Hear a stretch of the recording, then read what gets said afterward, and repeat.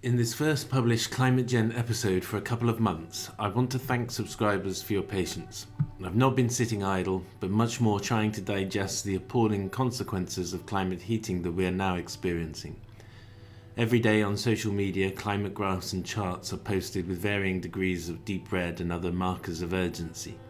Yet nothing appears to happen except the posts become more shrill and the problem of climate disaster becomes more irreversible. As someone who engages a lot with climate science and scientists, somehow I had fallen into a space whereby the actual meaning of these charts had seemed to become abstract, codified and filed away in my mind to avoid real exposure to true meaning. Then something happened. I arranged to meet with Guillermo Díaz Agras in the Marine Biology Research Station in Grana in Galicia. The research station is a satellite of Santiago University, and the team here conduct extensive research along the coast and in the river valleys called rias.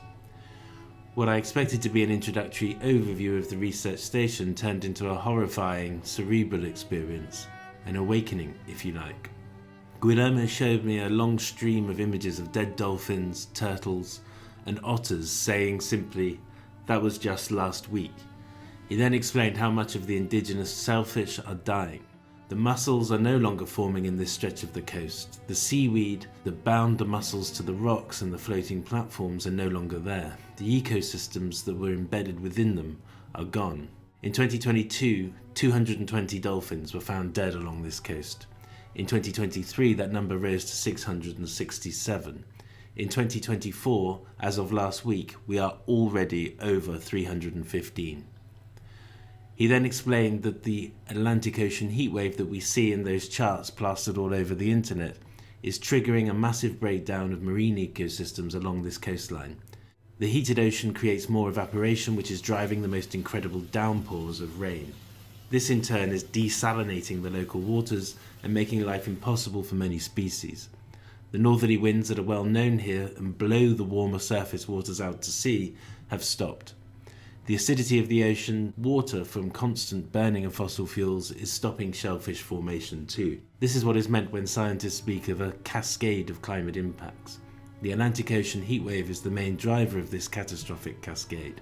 But this ecosystem is deeply connected to the Galician way of life, their cultural identity, and local economies. Last week with Guillermo, I met with the head of the regional fishing group. The impacts that I have mentioned are now creating a zombie-like industry. Fishermen here used to work the whole year through, every day. Now they work around 15 days per year and receive subsidies from the government. The lack of life in the oceans due to the ocean heating mean that new species are being shipped in from more exotic parts of the world where they can survive the hotter waters.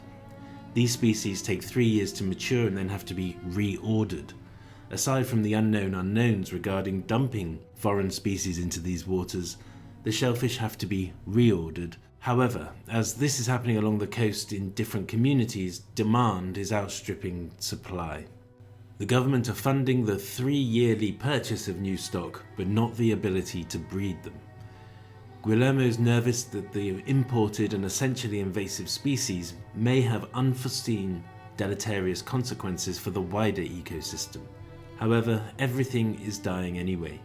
When I ask him what he thinks we should do, he shakes his head and says, "It's too late." These very words are stating very clearly that it is too late to save nature. We are part of nature and intricately connected to its bounty. Just recently, the Guardian newspaper blindly published an article praising Galicia for its super healthy seafood diet. There is no reference in the article to the crashing seafood stocks. The article is blind in its fantasy of long life and abundant seafood, as it is perpetuating cliches and myths about the earth we are destroying. In a moment, I will play the interview I recorded with Guillermo, giving the overview of the situation along this coast.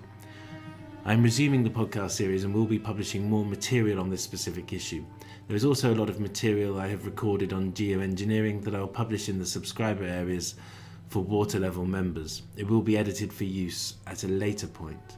This has been an intense period of work and there is much more to do. My book Cop Out is available to order in the US and Canada from the 21st of May. Cop Out explains how we got into this mess, the 30 years of complete political failure to change humanity's course. I am now working on a second book that is looking at the consequences of failure, and although it may sound harrowing, we have to keep in mind that it is just reality. and that life will go on until it doesn't. We have a collective duty to do what we can to sustain and, where possible, restore the damages our species has created. Thank you to all subscribers. Please do get in touch or leave comments. I do try to respond as much as possible. William. Thanks very much for taking the time. Can you start by telling us what the most notable changes in the marine ecosystems that you've seen along this coast in the last few years? Yeah, mainly we have a lot of problems with the seafood. I mean, some of our local species are disappearing because of the climate change. I mean, for example, the berberechos and the almejas are disappearing because of the climate change. Okay, because clams are a big staple around here. Every bar you go to, you could get offered almecas, the local clams.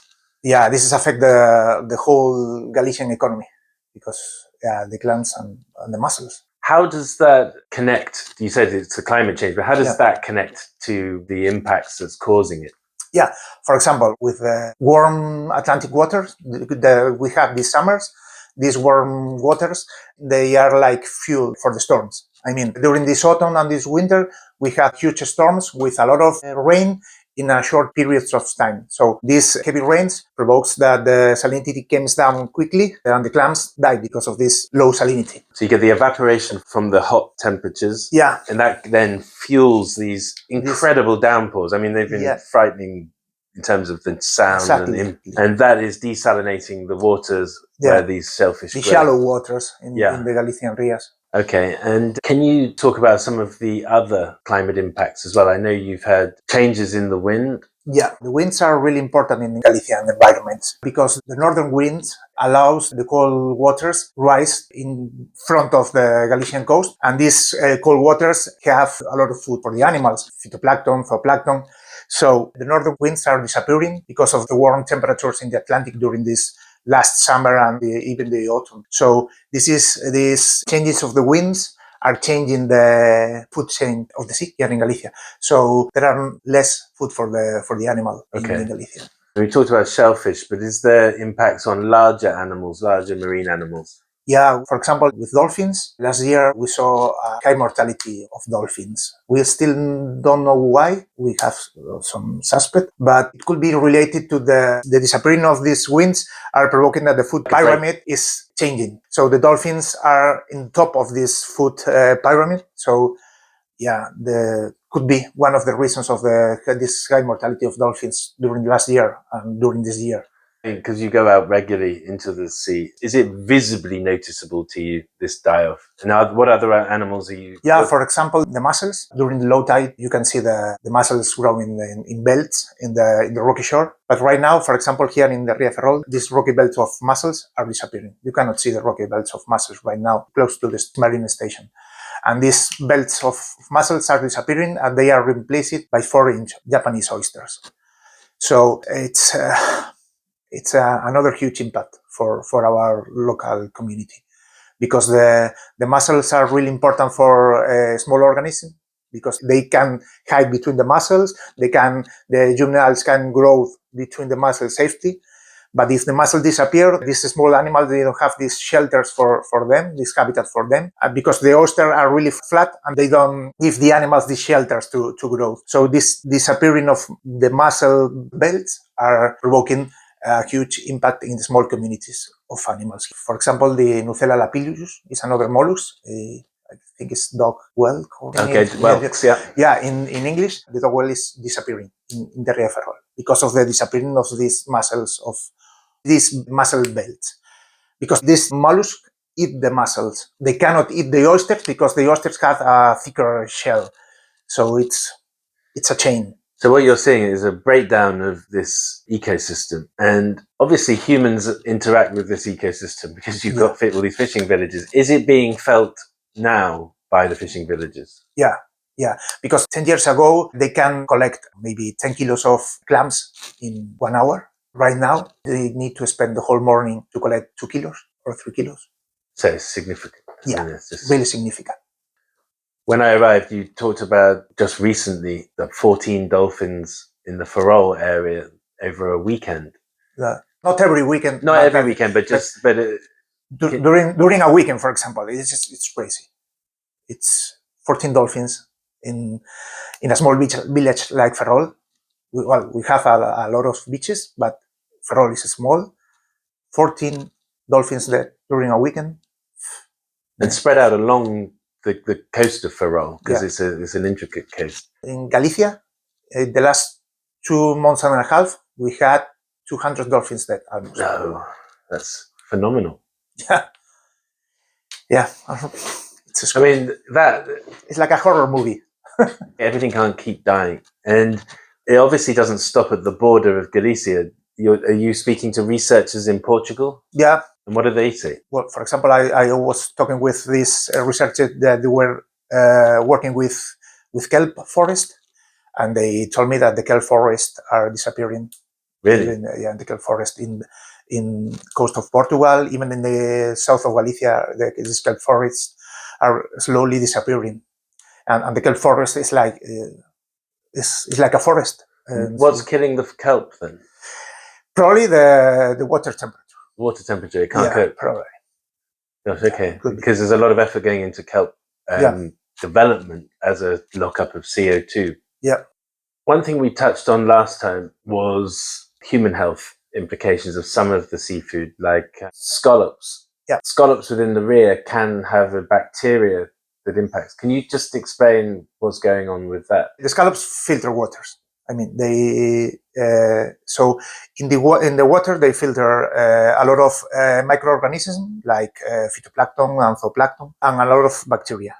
So this can produce this neurotoxin that is called amnesic toxin. I don't know if this is the correct English term of this thing, but in Spanish it's toxina amnesica. These scallops accumulate this toxin a lot in their body. So if we consume this scallop, not only 1 or 2 scallops, but if we have a regular consumption of this scallop, we can have some neurological problem with this toxin.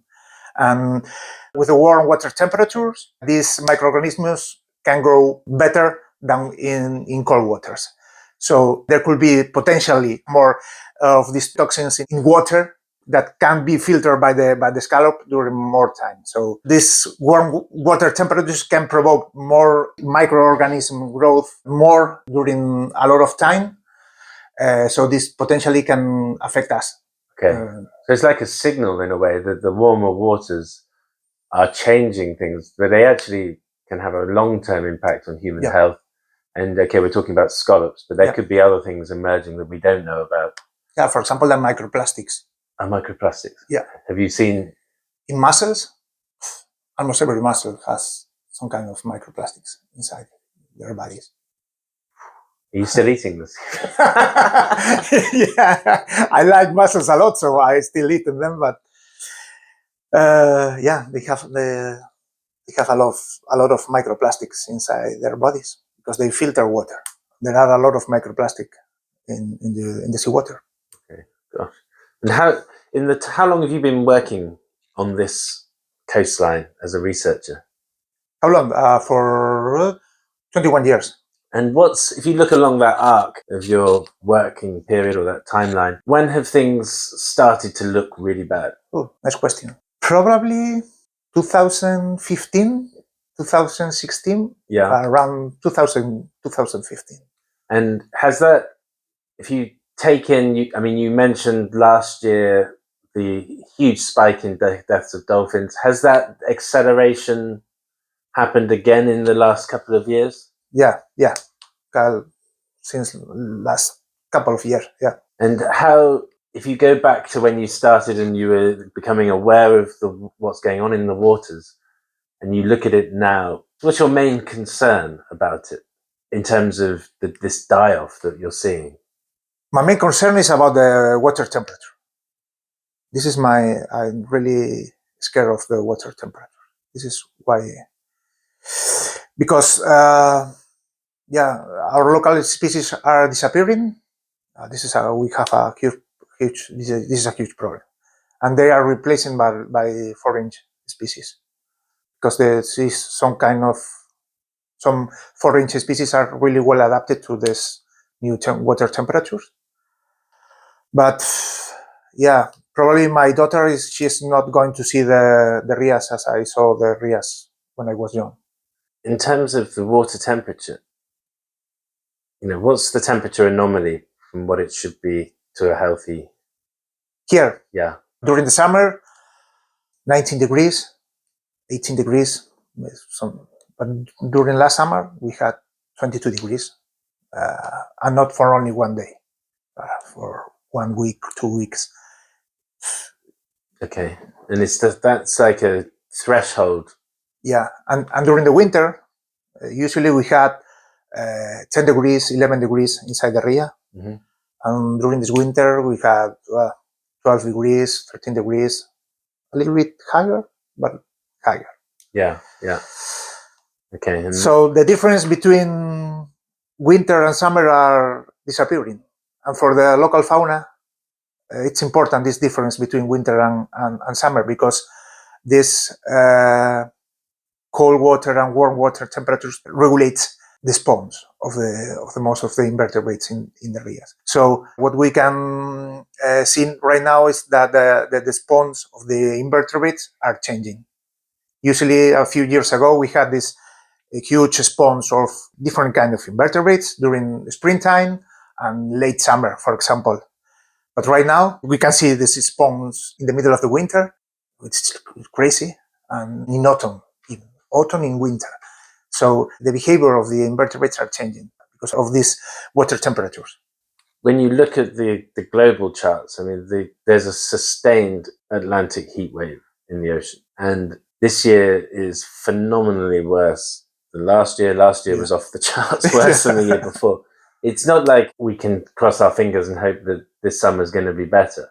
We're on a different pathway now. And you're right, your daughter will never see this coastline like I saw when I was saw it 20 years ago, probably. Yeah. No. So you said, is there anything that you see that we can do? Any level? A global strike. I mean, against our politicians. That's it. I mean, that's it. A revolution. A kind of revolution, a Pacific revolution, I mean. But a kind of revolution. Because otherwise, I don't know. We need a revolution. Something like that, because scientists, we were aware in our politicians since, 20 years ago, 13 years ago, about the climate change. And we were right. I mean, and the climate is underlying all of the death along this coast. The die-off of species is all driven by this climate cascade of hot temperatures, die-off of wind, changes of wind. It's a mixture of a lot of things provoked by the climate change. And it's all due to human activity. Really. Yes, of course. Yeah.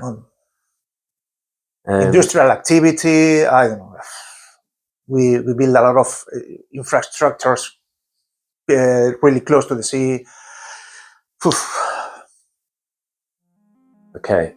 Well, we can pause there for a minute. Yeah, okay. We're obviously at a really high point. Thank you again for listening. Please do order Cop Out and consider becoming a ClimateGenn subscriber on YouTube or Patreon. In the next episode, I speak with Rosie Bell and Professor Rupert Read about their recent book, The Climate Majority Project, setting the stage for a mainstream, urgent climate movement. It's edited by Rupert Read, Liam Kavanagh and Rosie Bell. Thank you.